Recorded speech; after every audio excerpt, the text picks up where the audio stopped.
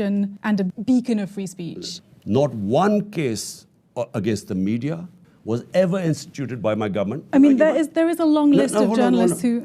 Let me just complete it. So not one by my government. What happened was the journalist who got into trouble said something to the army.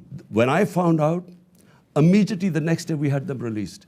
Compare that to what's going on now. That might be true, but I'm asking you about under your rule. You know, the Reporters Without Borders said that, labelled you as a press freedom predator. The 2 times we found out 2 journalists were picked up, we immediately took action. And what about the others? There were people who were shot outside their homes, there were people whose talk shows were shut down.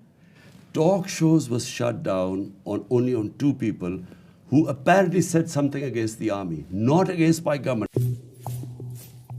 The army has ruled Pakistan for half the country's existence, and critics accuse them of still pulling the strings in the country's politics.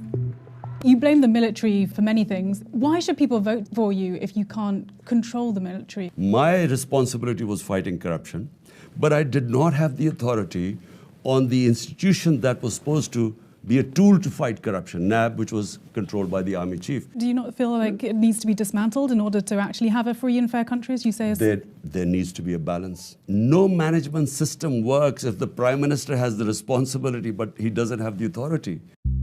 Another force Khan has tried to find balance with is the Taliban. We must strengthen this current government, stabilize it, for the sake of the people of Afghanistan. Nicknamed Taliban Khan, he's known for his softer approach to the group.